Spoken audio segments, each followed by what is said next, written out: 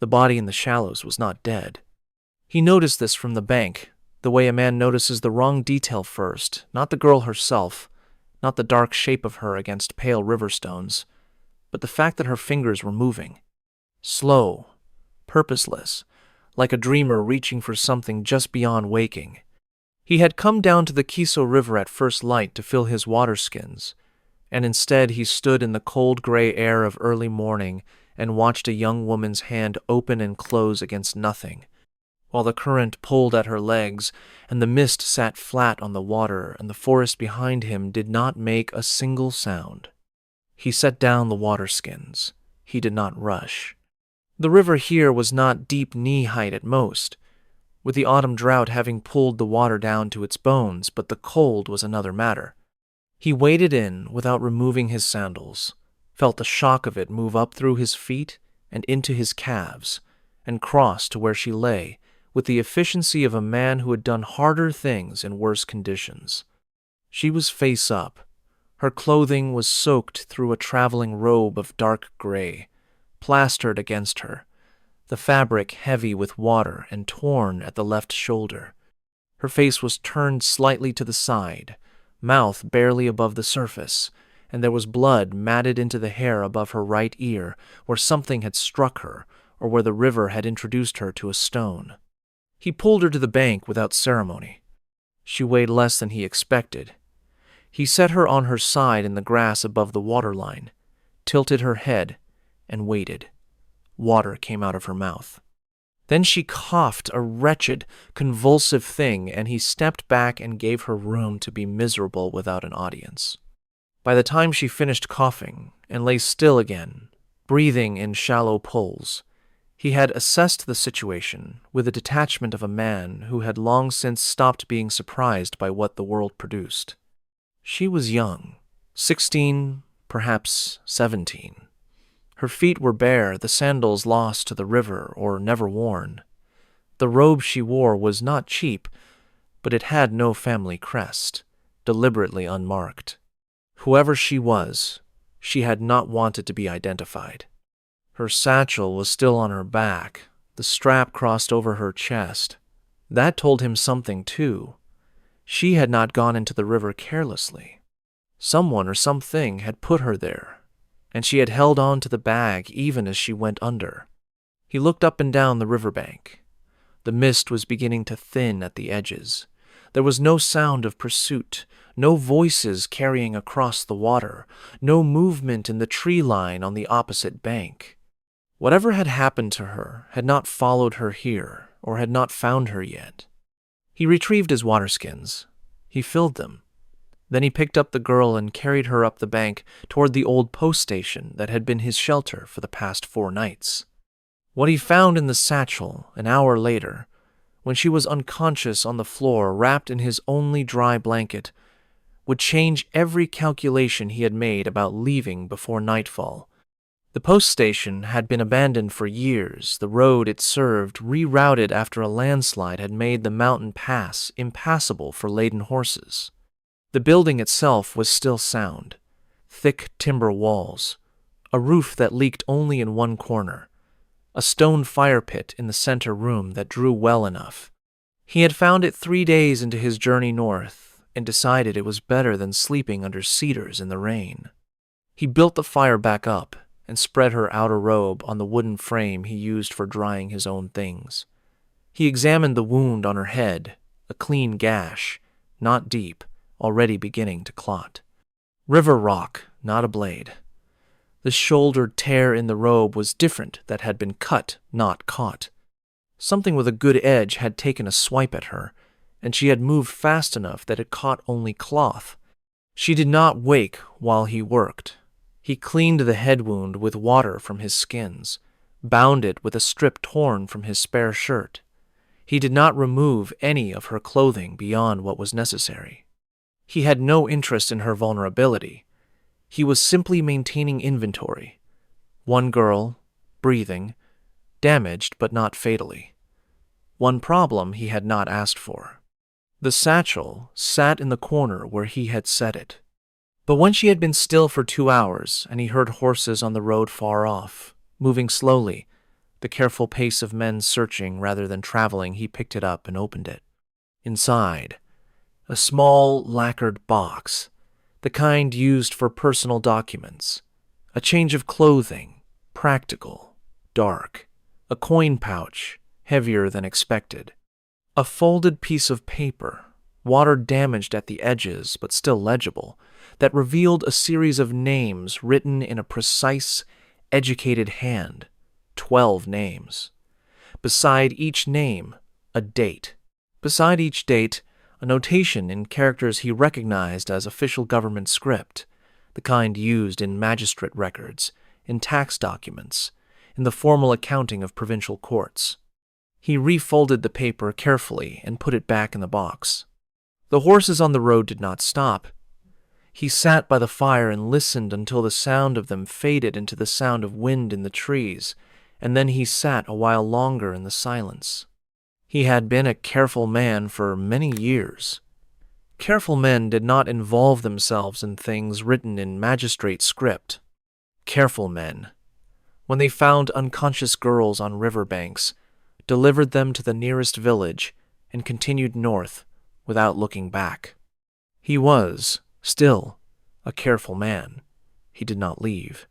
He had watched enough people keep secrets to know that this girl was not keeping one, she was carrying one, which was an entirely different kind of weight, and it was the weight of it, not the secret itself, that had put her in the river. Her name, she told him on the second day, was Haru. She offered this as if it were a concession, something small surrendered in exchange for the fire and the food and the continuing fact of his silence. He accepted it without comment. He did not offer his own name in return, and she did not ask for it.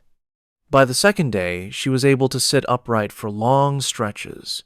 The color had come back into her face. She ate what he gave her, dried fish, rice from his dwindling supply, a soup he made from river water and dried vegetables with the focused efficiency of someone who had learned not to be precious about food. She did not leave scraps. She did not comment on the taste. She ate like a person who understood that eating was maintenance, not pleasure, and that maintenance was what kept you moving. He watched her, in the way he watched everything, without appearing to watch. What he read in her was this: she was not fragile. Whatever had happened to her before the river, whatever the river itself had cost her, had not touched the thing at the center of her that decided to keep going. She sat with her back straight even when he could see by the tightness around her eyes that the head wound was hurting her. She kept her hands busy mending the tear in her robe's shoulder with a needle and thread she had been carrying, the stitches small and even and almost invisible, the work of someone who had been taught to do things properly and had not forgotten. On the afternoon of the second day, while he was splitting wood outside, she came and stood in the doorway. He did not look up. "I can help," she said. "With what?" "Whatever needs doing." He straightened and looked at her then. She was holding herself carefully around the middle bruised ribs, probably from the river, but she was standing straight. "The water skins need filling," he said. She took them from the hook without comment and walked down toward the river. When she returned, the skins were full and her hem was wet to the knee, and she had, without him asking, filled the extra clay pot he used for cooking as well. He stacked the wood he had split. He did not thank her. She did not expect him to. They went inside, and the afternoon light fell through the gap in the shutters and lay in a bar of pale gold across the worn floor between them, and neither of them spoke for a long time, and it was not uncomfortable. He had lived alone long enough to know the difference between solitude and loneliness. The first was a chosen condition, a kind of discipline, and the second was what happened when you had not chosen it, or when something came along that made the choosing feel, for a moment, less absolute than it had been. He was not a man who examined this distinction closely. It was enough to notice it and leave it where it was. That evening, when the fire had burned down to a steady glow, she said, "The men on the road, they'll come back. Probably. There will be more of them. Likely." She was quiet for a moment. "The documents in the box. I need to get them to the magistrate in Nagano. Not the one in this province. The one in Nagano." A pause. "There are names on that paper. 12 men who gave testimony in a trial 2 years ago. They all said the same thing. They were told to say it." Another pause. Longer. "The man who was convicted on their testimony was my father." He looked at the fire. The wood he had split that afternoon was dry cedar, and it burned clean and hot, and the smell of it filled the room. "He's still alive," she said. "They sent him to a labor camp in the north. But if those documents reach the right magistrate—" She stopped. She did not finish the sentence. He said, "Who put you in the river?" "One of the 12, she said. "The one who lives closest to this road." She had not asked him for anything. She had told him the shape of her situation with the directness of someone who had decided that explaining the truth was different from begging for help, and that the truth could stand on its own and be refused, and that refusal was survivable. He let the silence sit for a while. "The road north is passable for another week," he said finally. "After that, the snow closes the high pass until spring." She said nothing. The village of Kiso-Fukushima is a day and a half north. There are merchants there who travel to Nagano before winter. For the right price, they take passengers. He heard her breathe, just breathe, for a moment, in the quiet of the room. "All right," she said. The simplest words, the weight of them was enormous. They left before dawn on the third day. He had watched the road for 2 days and seen nothing but the absence of something was not the same as its non-existence, and he was not a man who confused the two. He packed what he owned with the speed of long practice: the bedroll, the cooking things, the water skins, the 2 remaining portions of his food. He added to this pile, without comment, the extra blanket he had lent her, already rolled. She would need it. The weather was changing. He could feel it in the particular quality of the cold, the way it had shifted overnight from the sharp, clean cold of clear sky to the heavier, damp cold that meant clouds building somewhere beyond the mountains. She was ready when he was. She wore her mended robe over the dry clothing from her satchel, practical layers, and she had found a strip of cloth from the lining of her bag and bound her hair back tightly, the way you bound it when you needed it out of your way. She carried the satchel on her back, the strap across her chest. Her feet were bare still, her sandals were at the bottom of the Kiso River, and he had found among his spare things a pair of cloth foot wrappings that were too large but better than nothing, and she had wrapped them herself, competently, without asking for help. He handed her a pair of straw sandals he had been keeping as a spare. They were too large for her feet by 2 sizes. She accepted them without expression and put them on, and adjusted her stride to accommodate them, and did not mention them again. The road north ran along the river valley at first, then climbed. The cedars closed in on both sides, and the light through them was the blue-green of winter mornings, and the path was carpeted in fallen needles that muffled their footsteps to near silence. Mist hung in the lower sections of the valley, dense enough to hide them from anyone watching from the high bank, and he chose the path along the valley floor deliberately for exactly this reason. She understood without being told and did not suggest a faster route.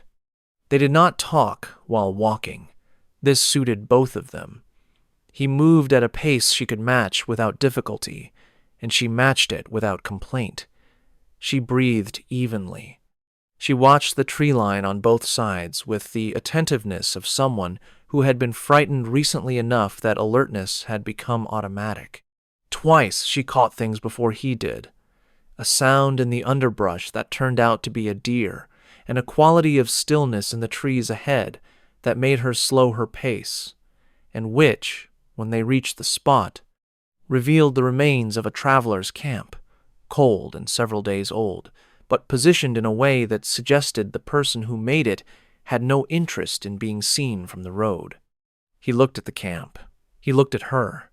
She was already looking at it with the level attention of someone doing the same calculation he was doing. They went around it, through the trees, adding 20 minutes to their journey. Neither of them suggested they didn't need to. By midday, they had climbed out of the valley and onto the mountain road, where the cedars thinned and the views opened out on both sides to show the ranges beyond, brown and gray and enormous in the flat autumn light. The cold up here had teeth. The wind came from the north with the smell in it of something much colder still snow, weeks away but announcing itself early.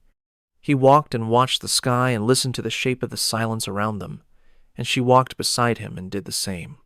In the middle of the afternoon, on a section of road that curved around the shoulder of the mountain and offered a long view back down the valley, she stopped, and what she saw in the valley below made every hour since the river suddenly, irreversibly, a matter of hours remaining.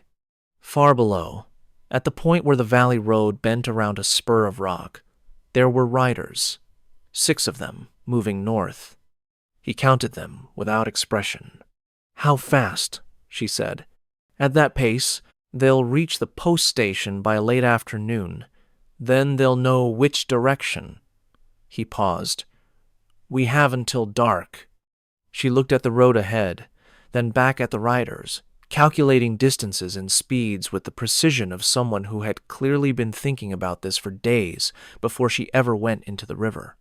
Kiso-Fukushima. 3 hours, at a harder pace.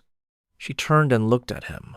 Something passed across her face, brief and complicated, not fear exactly, but the recognition of fear as a possibility, held at arm's length by the same will that had kept her spine straight for 2 days while her head wound healed. "Can you move faster?" he said. "Yes," she said, and she meant it. They moved faster. The thing about moving through mountain terrain with someone in genuine danger is that it strips away everything that is not essential, and what remains reveals a person more accurately than any amount of conversation. She was good on the road. Not trained for it, she did not have the ground-reading instinct of a person who had grown up walking long distances, but intelligent, adapting quickly to new information. She watched his feet and adjusted to match on the loose sections, the places where the path crumbled at the edge. She read the slope with her body and leaned correctly without being told. He noticed her ribs. She was favoring her left side now, the long hours of exertion having accumulated into something she could not entirely conceal. The intake of breath on the uphill sections was fractionally too controlled, the kind of control that is indistinguishable from ease unless you know what you are looking for. He said nothing. There was nothing to say. The road was the road and the riders were behind them, and stopping was not available as an option. The light was nearly gone when Kiso-Fukushima appeared below them, lantern glow through the valley, the smell of wood smoke drifting up on the cold air, the distant sound of a bell marking the hour. She made a sound then, barely audible, at the sight of it. Not relief, quite. The sound a person makes when the thing they were not certain of turns out to exist after all. He found the merchant quarter by the smell of it. Horses, hay, the particular oil used to waterproof leather packs. At the second establishment, he found a merchant who traded in cloth and made the run to Nagano every season before the pass closed. A heavy-set man with careful eyes who listened to the proposal without changing expression and named a price that was high and then named it again when the Ronin looked at him. And the second price was the actual price. He turned to Haru. She was standing slightly behind him, the satchel clutched against her chest. She looked at him. He looked at her. She understood the question without it being asked. She opened the satchel and took out the coin pouch without hesitation. She handed him what was needed. Her hands were steady. The merchant agreed to leave at dawn. He had a covered cart. He had 3 men traveling with him, which was better than 1. Outside, in the cold, narrow street, with the lanterns making orange pools on the stone and the smell of the river somewhere below them in the dark, she stood and looked at the ground for a moment, and he understood, watching her, that what she was feeling was not triumph, but the terrible openness of a thing that is no longer impossible, but has not yet happened. She looked up at him then, and what was in her face was something he recognized. Not gratitude, exactly, which would have been easier, but rather the terrible seriousness of someone standing at the exact point where everything either breaks or holds and has no way of knowing which. He said nothing. He had nothing useful to add to that particular situation, and he had learned long ago that the presence of another person in silence was sometimes more honest than anything that could be said.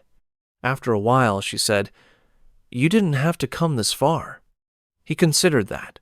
"No," he said, "I didn't." "Why?" He thought about the 12 names on the list, written in official characters, the weight of official script used to destroy a man for reasons that were not justice. He thought about a girl holding onto a bag even as the river took her under. He thought about careful men and the specific failure of excessive carefulness. "The document needs to reach Nagano," he said. "The road is what it is. I know the road." He paused. "Those are sufficient reasons." She looked at him for a moment. Then she nodded.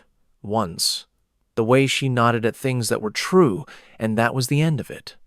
He paid for a room at the lodging house. He slept in the corridor outside the door with his back against the wall and his sword across his knees and one ear on the street. And if he slept at all, it was the shallow sleep of a man whose body rests while his attention does not. In the morning he woke before dawn to the sound of the merchant's cart being loaded in the street below. He gave her, before she boarded, the spare blanket. He had not planned to. He held it out without explanation, and she took it without one, tucked it beside her in the covered cart bed alongside the satchel. The merchant's men closed the cart. The wheels turned on the cold stone. He stood in the street and watched the cart move north on the road to Nagano, and did not watch it for very long, and turned south, and the turning cost him something he did not have a name for, and he did not look back to see if naming it would have made it smaller. The road back was easier than the road north. He was alone, and alone he set his own pace, and the pace he chose was not complicated. The mist was heavier in the morning than it had been the day before, and the cold had a new quality in it, the first real announcement of winter. He crossed the point on the road where they had seen the riders yesterday, high on the mountain shoulder, and he stopped and looked south. The valley road was empty in the gray morning light. He stood for a long time. The wind moved the cedars below him in a slow wave, and the mist shifted, and somewhere a bird called once and was not answered. He thought about the way she had wrapped those oversized sandals efficiently, without fuss, accepting the problem and adapting to it, without making anyone else aware of the effort. He thought about the stitching on her robe, small and even, the work of someone who understood that small things done properly were not small things. He thought about her voice asking why he had not left her, and the fact that there was no answer he could deliver in words, only in the accumulated evidence of the road they had walked together. The abandoned post station was exactly as they had left it. He let himself in, stood in the cold room that still held the faint smell of cedar smoke and dried fish. The cloth foot wrappings he had given her too large, kept as spares were folded and set beside the fire pit. He had not asked her to do this. She had done it because she did things properly, because that was who she was. He built a fire. He sat beside it and let the warmth move into the room and listened to the cedar forest breathing outside. He thought about the road to Nagano, about a magistrate's office, about the particular weight a piece of paper can carry when the characters on it are true. He thought about a man in a labor camp in the north who did not yet know his daughter was traveling toward his release. He thought about the specific arithmetic of paper and authority and justice, how rarely the numbers worked out, how the occasional exception was what kept people attempting the calculation. The fire settled. He added wood. Outside, the first snow of the season had begun to fall, small flakes, tentative, testing the air before committing to the season. He could hear it more than see it in the firelight, the slight whisper of it against the roof, the way the wind changed quality when snow was in it. By morning, the pass north would be difficult. By the end of the week, it might be closed. She would be through it before then. The cart would reach Nagano ahead of the worst of it. He was warm enough. He had what he needed. The folded foot wrappings beside the fire pit, set there by hands that were careful even in departure, by someone who understood that leaving a place better than you found it was not sentiment but discipline, told him more about who she was than anything she had said in 3 days, and he did not move them. He sat in the abandoned post station in the early dark of the first snow and considered what he had done, which was to walk north and walk south, to pay what was necessary, to stand in the right doorway at the right moment and not look away. These were not remarkable things. They were the things that needed doing, done by someone who happened to be present and willing. A Ronin was defined by what he had lost. That was the common understanding. He had come to think, in 4 years of solitude and roads and anonymous seasons, that the more precise definition was this: a Ronin was defined by what he chose to carry instead. The snow fell. The fire held. Somewhere north on the Nakasendo Road, a merchant's cart moved through the dark toward Nagano, carrying cloth and a young woman with a satchel across her chest and a document that named 12 men and their choices. The road was long but passable, and she would not sleep, and that was all right. The morning would come on its own schedule, regardless, the way mornings do, and find her still moving. What he did not know, sitting in the post station in the first snow of winter, was whether the document would reach the right hands. But he had learned long enough ago to understand that the doing and the outcome were separate territories, and that a man could only be responsible for one of them. He put another log on the fire and held the warmth and let it be enough, for now, in this room, on this night. The cedar forest outside received the snow quietly, branch by branch, the weight of it accumulating into a silence so complete that the fire's small crackling seemed to come from very far away, the sound of something alive in the middle of a great stillness. He breathed the smell of pine resin and old ash, and the faint trace of cedar smoke that the walls had absorbed over years of abandoned seasons. And he was warm, and the road would be there in the morning, and north or south, it would take him somewhere that needed doing, and that was, in the end, what remained of a man after everything else had been taken or surrendered or simply outlasted. The cedars outside made their slow sound in the dark. Would you have given her the blanket, the last one, or kept it and told yourself the cart would be warm enough?